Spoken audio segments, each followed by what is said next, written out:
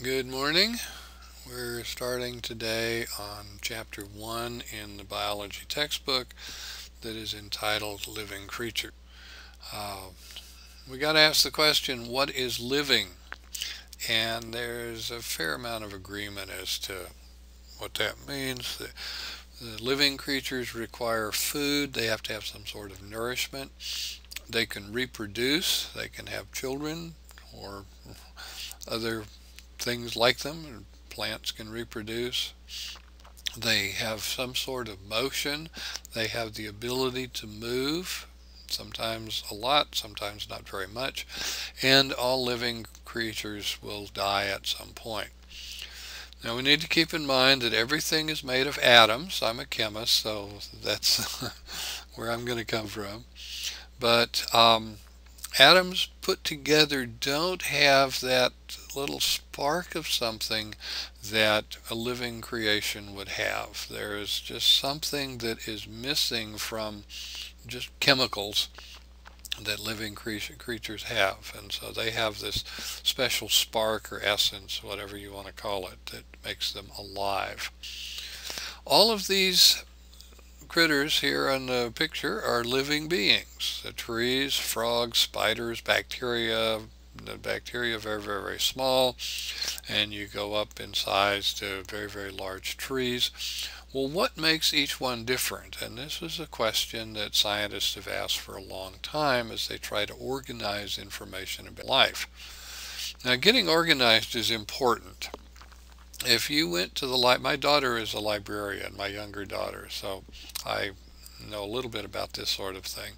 But if you went to the library and were looking for a book on how to take care of your lawn, you would be able to look in a catalog of some sort and find a number and go to that number and find a book, because the books are organized.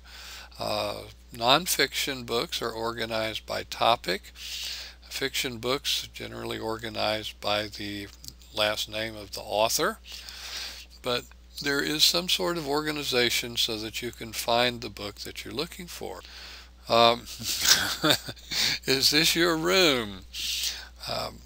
I won't show you a picture of my desk because it looks in some respects like that room. It really is kind of messy, and I'm not going to let you see it.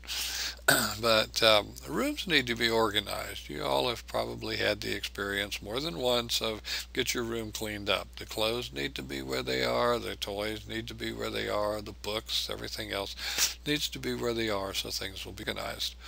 Well, how do we organize life? The branch of biology that classifies living things is called taxonomy.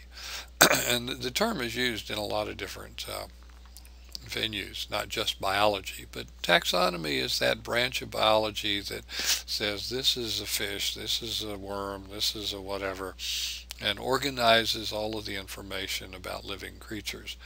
Now, you can't always tell just by looking at something. There are times you can look at something and think, well, this is so and so, but in reality it's not.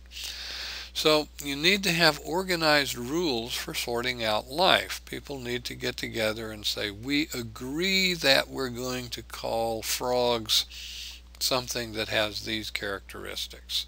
So over the centuries, scientists have worked to do this. Now, life is organized and categorized at present in 5 different kingdoms. And these are the kingdoms that you can see: the plants, the animals, the fungi, Protista and Monera. And sometimes it's fairly easy to put things into a specific kingdom. Sometimes it's a little more of a challenge. Now, you notice that we were using a language that didn't sound a whole lot like English sometimes. Biology classification uses Latin terms. Oh man, why do you do that? What's the matter? Because the early scientists all used Latin to communicate. Latin was the common language for all educated people, and scientists used Latin so that a scientist in the United States could communicate with a scientist in Italy, who could communicate with a scientist in Sweden, and so forth. Nowadays, English seems to be the common language, but at the time, Latin was used to communicate. And a lot of the Latin terms, or a lot of the science terms that we have today come from the Latin or the Greek. And a study of Latin and Greek really helps you understand your own language.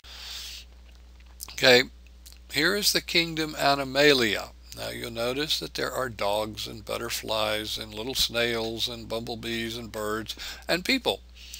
All of these look very different, but they are all classified in the kingdom Animalia. These are the different things that you can see in the 5 different kingdoms, and you look at them and think about what are some of the differences that you see. Monera, single-celled organisms. Protista, single and multicellular organisms, and there's differences between the two. Animals certainly look different than trees. There's some species that are a little hard to categorize. So we can see differences, but it's not that easy sometimes. The Greek philosopher-scientist Aristotle sorted out living beings by how they looked and what they did. So he observed them and studied them and said, okay, this has wings, this has feet. Let's put them in these different categories. Leeuwenhoek, Antonin Leeuwenhoek, a Dutch scientist, developed a microscope. Well, he actually improved the microscope. There were some other folks that invented the first one. But he improved the microscope so we could see microorganisms. And it was a little shocking to see what is in a drop of water or in a blood or whatever. Carl Linnaeus, in the 1700s, developed pretty much the modern way of classifying living beings. He and the people that he worked with came up with ideas. So nowadays, we have a certain amount of classification, but we have been able to study cells. Biochemists can look at cells and tell things, and biologists can look at cells and tell things. And we find that the different groups have different types of cells. Plants have a different kind of a cell than fungi. Protista have a different kind of a cell than Monera, even though they look a lot alike. So the kingdoms are now based on the type of cell that each group has. Now here's a category of animals. You notice there's some without a backbone and some with a backbone, and then they're categorized more in detail.